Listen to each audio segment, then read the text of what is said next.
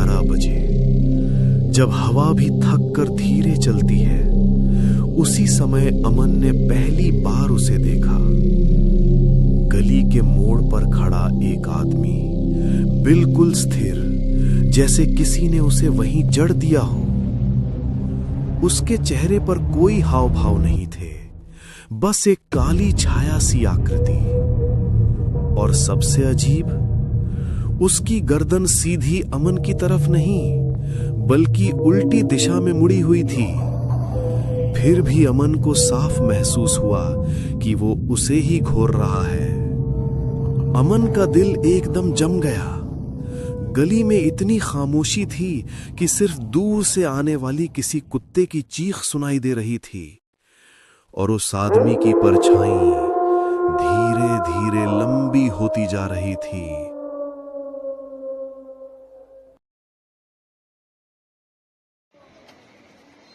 अगली सुबह सब सामान्य लगा, लेकिन जब अमन दफ्तर से लौटा, वही आदमी ठीक उसी जगह, उसी पोज में फिर खड़ा था। इस बार एक फर्क था। उसका चेहरा थोड़ा ऊपर की ओर उठा हुआ था, जैसे किसी बेहद ऊंची चीज को देख रहा हो, पर वहां कुछ नहीं था। अमन ने पड़ोसी को पूछा, भाई, ये आदमी रोज यहां क्यों खड़ा रहता है? पड़ोसी ने बिना उठाए कहा, कौन आदमी? यहां तो रात में कोई नहीं आता। अमन चुप हो गया, क्योंकि वो आदमी इस वक्त दोपहर 3 बजे भी वहीं खड़ा था। उस रात अमन की नींद अचानक टूटी। कमरे में अंधेरा था, लेकिन दीवार पर मंडराती हुई एक लंबी सी छाया थी। वो खिड़की के बाहर खड़े किसी आदमी की परछाई लग रही थी, पर उसका आकार इंसानी नहीं था। अचानक लंबा, फिर छोटा, फिर तिरछा, जैसे दीवार पर रेंग रहा हो। अमन धीरे से खिड़की के पास गया। डर से हाथ कांप रहे थे। खिड़की खोली, बाहर कोई नहीं था, लेकिन खिड़की के ठीक नीचे मिट्टी पर ताजे गहरे पैरों के निशान थे, और उन पैरों की उंगलियां पीछे की तरफ मुड़ी हुई थी। अगले 2 दिनों में वो आदमी हर जगह दिखने लगा। जब अमन स्कूल रोड से गुजरता, वो वहीं। जब वो सब्जी लेने जाता, वो फुटपाथ पर। जब वो खिड़की बंद करता, वो छत की मुंडेर पर उसकी तरफ देखता हुआ, और हमेशा एक ही पोज में, गर्दन तिरछी, चेहरा भावहीन, शरीर बिल्कुल स्थिर। पर हर बार कुछ न कुछ बदला हुआ। कभी हाथ लंबा दिखता, कभी पैरों की दिशा उल्टी होती, कभी पांव जमीन को छूते ही नहीं। अमन जितनी बार आंख झपकाता, उसे लगता आदमी थोड़ा और पास आ गया है।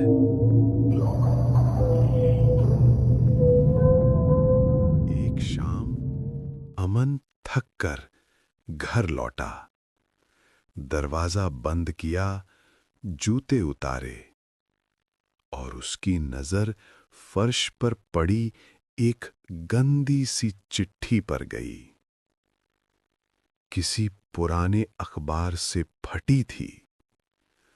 उस पर लिखा था, तुमने मुझे देखा है, अब मैं तुम्हें छोड़ूंगा नहीं।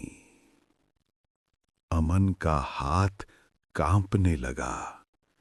वो चिट्ठी गिरा ही रहा था कि तभी घर की सारी लाइटें एक साथ झपकी और बुझ गईं। कमरा अंधेरे में डूब गया, और अंधेरे में उसने पहली बार उसकी आवाज सुनी। अमन डर के मारे भागकर बाहर आया और पड़ोस के बुजुर्ग शर्मा जी के घर पहुंचा। सब सुनकर शर्मा जी के चेहरे का रंग उड़ गया। उन्होंने थरथराती आवाज में कहा, बेटा, 30 साल पहले यहाँ एक आदमी रहता था। गली के मोड़ पर खड़े होकर लोगों को देखता रहता था। लोग समझते थे पागल है।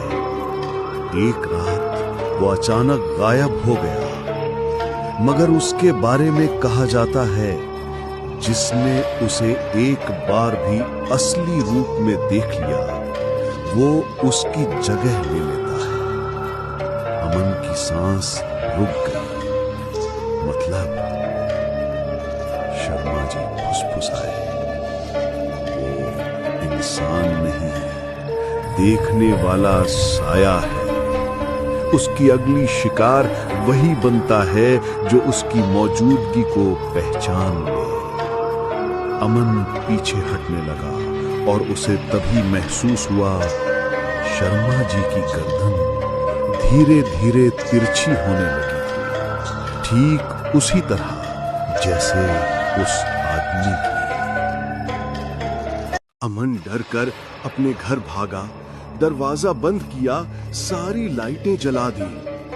कंपाते हुए आईने में खुद को देखने गया, लेकिन आईने में उसका चेहरा वैसा नहीं था जैसा होना चाहिए था।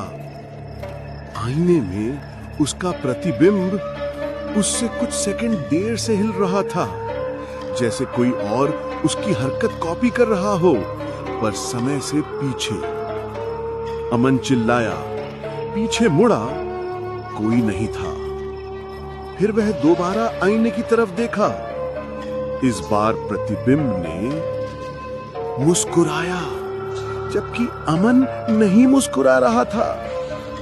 और फिर प्रतिबिंब के पीछे अंधेरे से वही आदमी निकलता हुआ दिखा, गर्दन तिरछी, चेहरा भावहीन, अब मानवीय लंबाई, और उसकी उंगलियां अमन की परछाई को पकड़ रही थीं।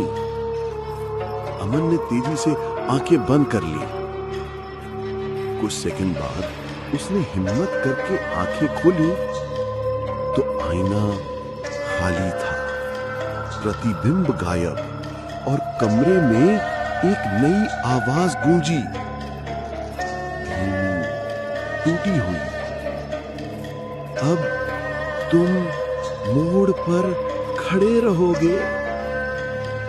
अगली सुबह गली के बच्चे एक दूसरे को डराते हुए कह रहे थे, अरे देख, गली के मोड़ पर कोई नया आदमी खड़ा है।